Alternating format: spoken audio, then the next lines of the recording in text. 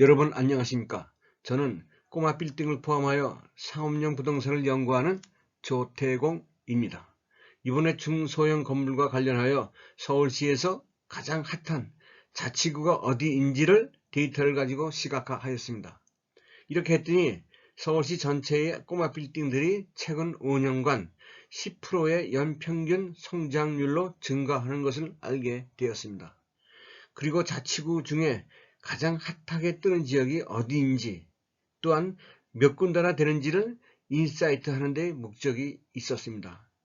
그리고 마지막 부분에서 꼬마 빌딩 가격에 대한 예측을 한번 컴퓨터로 그림을 그려보았습니다. 관심이 있으신 모든 분들께서 도움이 되신다면 감사하겠습니다. 네, 이제 투자를 하려면 그래도 적어도 2단계는 걸쳐야 될 것 같습니다. 첫 번째는 이제 경쟁적인 시장인지 살펴봐야 되겠습니다.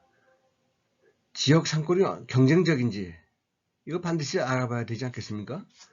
그 다음에 이제 시장 분석을 해야 되겠는데요. 위치가 어디인지, 동선을 가리키는 사이트가 어디인지 이런 것들을 알아야만 될 것 같습니다. 그래서 오늘은 이제 서울시 전반적인 구별 시장 분석을 간략하게 분석을 해보고자 합니다. 이제 이러한 것들은 데이터를 가지고 이제 우리가 시각화해서 인사이트를 얻고자 함입니다. 이 시각화하기 위해서 자료가 필요한데 이 데이터는 한국부동산원에서 가져왔습니다. 2006년부터 2022년 5월까지 이 데이터를 가지고 이제 시각화하였습니다. 그 다음에 이제 마지막으로 우리가 수익률과 미래가치라는 단계를 거쳐야 되는데요. 네, 이게 2단계인데요. 일정 기간 동안 임대료 수익이 어떨지, 또 일정 기간 후에 우리가 자본 차익을 얻게 되는데 그 자본 차익이 어떤지 이런 것들을 우리가 알아봐야만 될 것 같습니다. 이렇게 아는 것은 이렇게 어려운 것은 아닌데요. 반드시 이 수익률과 미래가치, 즉 투자는 미래를 보고 투자하는 것이기 때문에 반드시 알아야 된다, 이렇게 생각이 됩니다. 네, 연도별 평균 가격 수준과 거래량입니다. 금액은 15억에서 150억 원 미만인데요. 이걸 이제 평균 가격 수준으로 이제 환산을 했습니다. 그래가지고 2006년부터 2022년 05월달까지 그래프로 그려보았습니다. 여기에서 이제 2008년도에는 글로벌 금융위기가 있었습니다. 2014년도에는 박근혜 정부 때 빚내서 집 사라, 그래서 경기를 활성화시키겠다, 뭐 이렇게 해가지고 이제 주택담보대출 금리를 내린 적이 있었습니다. 그럼에도 불구하고 2006년부터 2016년간 평균적인 가격 수준이 그렇게 높낮이가 이렇게 뚜렷하게 나타나고 있지는 않습니다. 그렇지만 2017년도부터 가격이 올라가기 시작합니다. 그래가지고 이제 2017년도에 35억 원이 넘던 것이 2021년도에는 드디어 48억 원이 넘어가고요.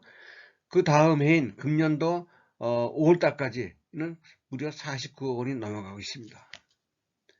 여기에서 이제 작년에는 2,883건의 거래량이 있었는데요.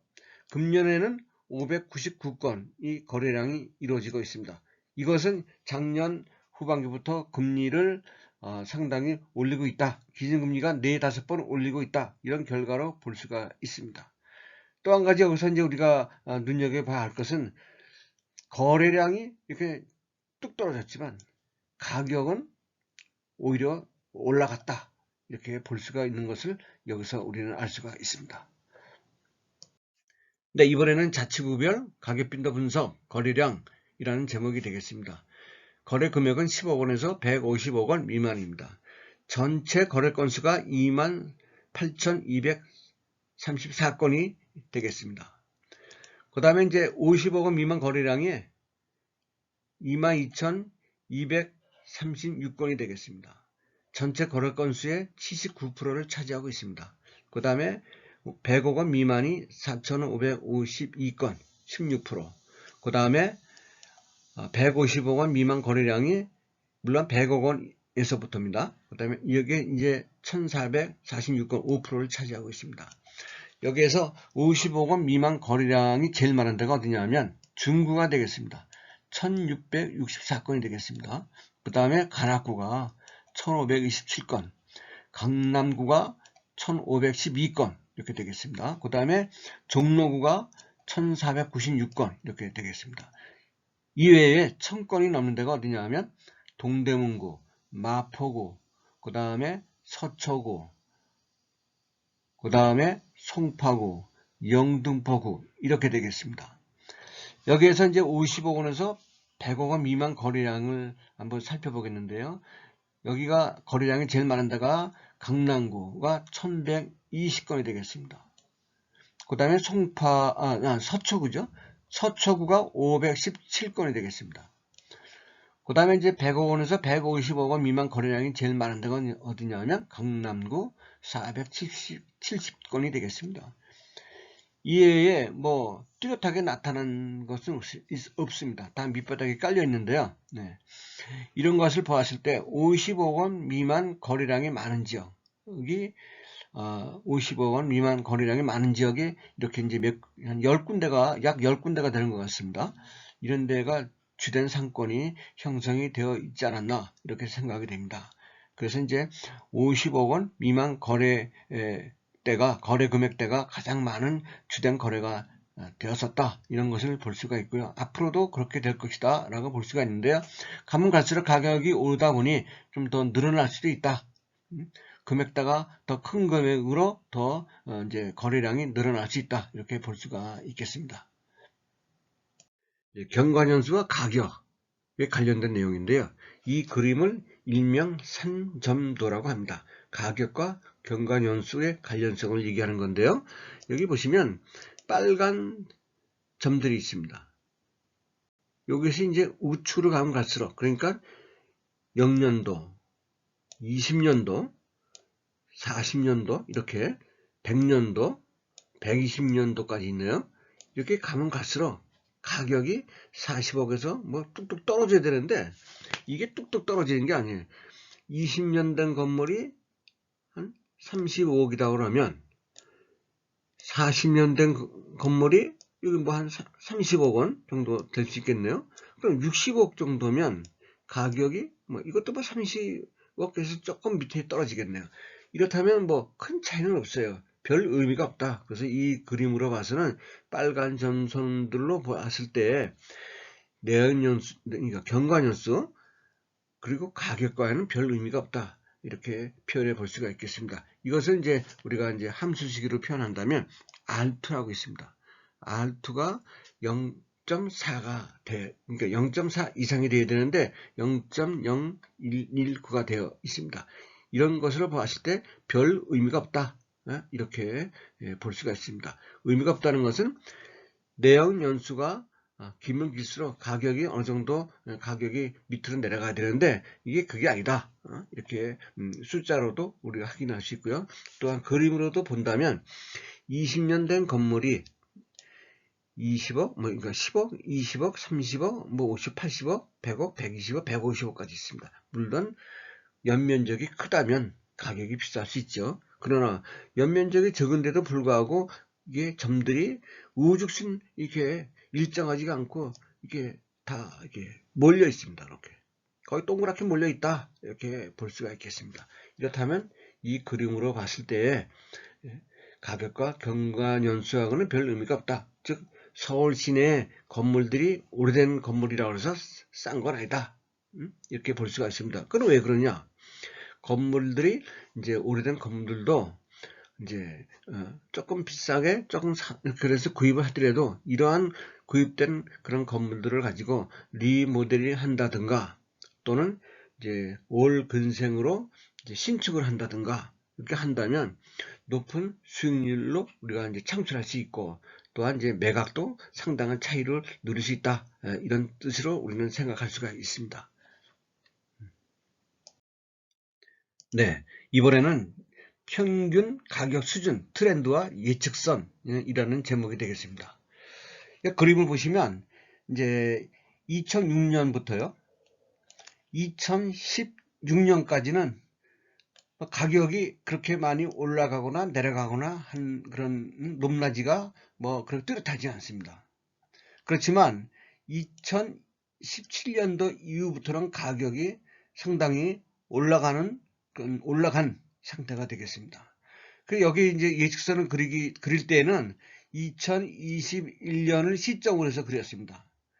그래서 이제 2021년부터 2025년까지 예측선을 이게 그린 겁니다. 이렇게 해서 밑으로 내려가고 다시 올라가고 이렇게요. 그런데 제가 이제 여기서 말씀드리고 싶은 거는 이제 2021년까지 구한 상태에서 2022년 5월 30일까지는 이건 예측선으로 해서 그린 겁니다. 그랬더니 5월 30일 날 현재 49억 원 이게 맞습니다. 예측에서 그린 거나 원래 구했던 가격이나 거의 비슷합니다. 거의 뭐 똑같다고 볼 수 있죠. 그러다가 이게 이제 2023년 내려갑니다. 이렇게 이걸로 이 그림으로 본다면 다시 내려갑니다. 이렇게 내려가고 2023년도에는 내려가고 2024년도에는 조금 올라갑니다. 그 다음에 2025년 이때는 원래 수준, 그러니까 2021년 수준으로 가격이 회복이 된다. 이렇게 여기서 볼 수가 있습니다. 이게 평균적인 가격 수준으로 이제 예측선을 그린 거고요. 그 다음에 이제 이게 더 올라갈 수도 있다. 내려갈 수도 있다. 이렇게 표현해 보는 건데요. 이 평균 수준이 이 수준이 95% 신뢰 구간을 말씀드리는 겁니다. 그래서 불확실하기 때문에 더 올라갈 수도 있고 내려갈 수도 있다. 이렇게 이제 표현이 되는 겁니다.